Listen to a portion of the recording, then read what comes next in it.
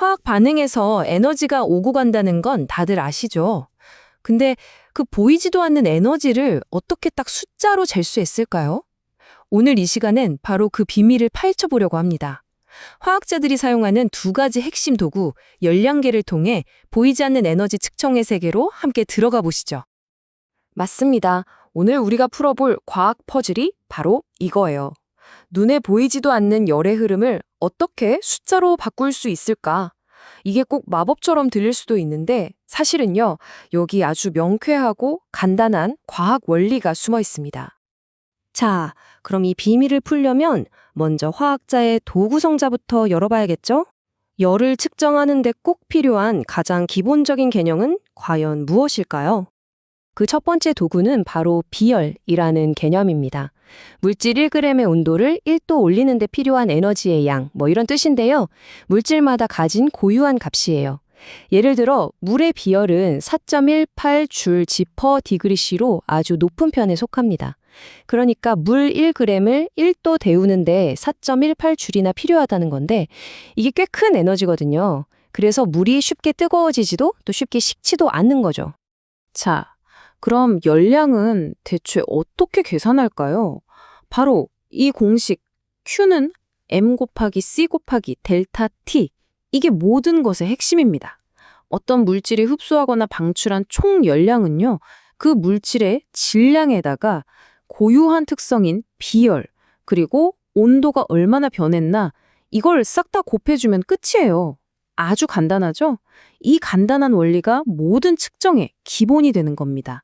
자, 이제 기본 개념은 알았으니까 본격적으로 화학자들이 쓰는 두 가지 특별한 도구를 만나볼 시간입니다. 근데 이게 되게 재밌는 게 뭐냐면요. 이 두 도구가 목표가 완전히 달라요. 그래서 측정하는 에너지 종류도 다르다는 거죠. 바로 여기 보시는 일정 압력 열량계랑 일정 부피 열량계, 이 두 가지입니다. 표를 보시면 딱 감이 오죠. 왼쪽에 있는 흔히 커피컵 열량계라고 부르는 건 압력이 일정한 조건, 그러니까 우리 주변 대기업 같은 환경에서 반응열을 재는 거예요. 이걸로 엔탈피 변화라는 걸 알 수 있고요. 반면에 오른쪽에 있는 아주 단단해 보이는 통 열량계는 부피가 딱 고정된 상태에서 반응이 가진 순수한 총 에너지, 즉 내부 에너지 변화를 측정합니다. 와, 그러니까 어떤 조건에서 재느냐에 따라서 우리가 보는 에너지의 성격 자체가 달라지는 거네요. 좋습니다. 그럼 첫 번째 도구부터 한번 제대로 파헤쳐 볼까요? 정말 간단하고 화학실험실에서 아주 흔하게 쓰는 커피컵 열량계입니다. 실제 실험을 한다고 생각하고 한번 따라가 볼게요. 자, 단열이 잘 되는 스티로폼 컵 안에 염산이랑 수산화나트륨을 섞습니다. 그럼 무슨 일이 일어나죠? 네, 중화 반응이 일어나죠. 그랬더니 와, 온도계 눈금이 25도에서 거의 36도까지 쭉 올라가네요. 자, 이 온도 변화를 가지고 아까 그 공식에 넣어서 계산을 딱 해보면요. 주변의 물 용액이 얻은 에너지가 총 플러스 9.11kJ이 나옵니다. 그러니까 물이 이만큼의 에너지를 흡수해서 뜨거워졌다는 뜻이죠. 자, 그런데 여기서 진짜 중요한 포인트, 일종의 반전이 있습니다. 물의 온도가 올라갔다고 해서 반응이 열을 흡수한 게 절대 아니라는 거예요. 오히려 정반대입니다. 화학 반응 자체가 에너지를 바깥으로 막 뿜어냈기 때문에 그 열을 고스란히 받은 주변 물의 온도가 올라간 거죠. 이해되시나요? 그래서 핵심이 뭐냐면 화학에서는 항상 반응 그 자체, 그러니까 개의 입장에서 생각한다는 겁니다. 에너지를 밖으로 내보냈다, 즉 줬다고 하면 마이너스 부호를 붙여요.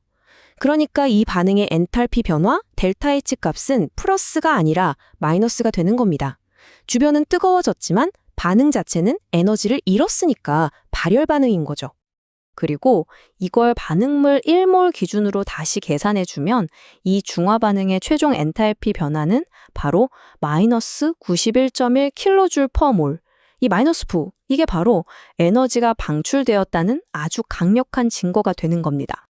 자, 커피컵은 이제 마스터했으니 두 번째 도구로 넘어가 보죠. 이건 훨씬 더 견고하고 강력한 녀석입니다. 바로 일정 부피 열량계, 일명 통열량계라고 불리는 겁니다. 이 열량계의 핵심은 이름 그대로 아주 단단한 강철통에 있어요. 반응이 아무리 격렬하게 일어나도 부피가 절대 변하지 않게 델타 V를 그냥 0으로 꽉 잠가버리는 거죠. 에너지가 부피를 늘리는데 한 푼도 쓰일 수 없으니까. 여기서 측정된 열은 오로지 그 반응물이 가진 순수한 총 내부 에너지 변화만을 의미하게 됩니다. 자, 그럼 이 강력한 통열량계로 뭘 할 수 있을까요? 아주 현실적인 질문을 한번 던져보죠. 우리가 흔히 쓰는 연료인 메테인이랑 미래의 청정 에너지라고 하는 수소.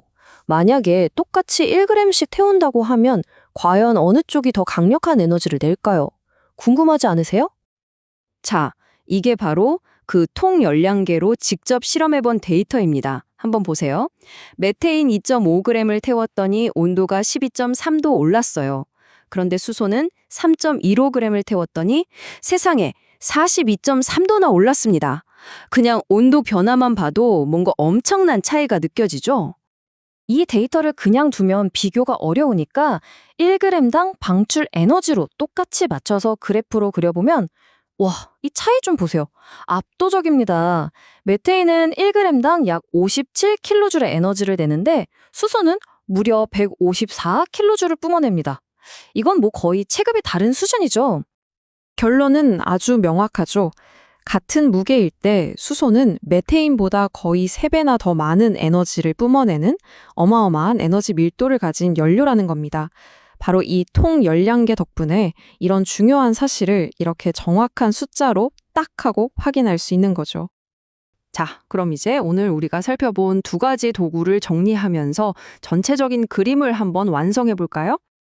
오늘 이야기의 핵심, 딱 두 줄로 요약하면 이겁니다.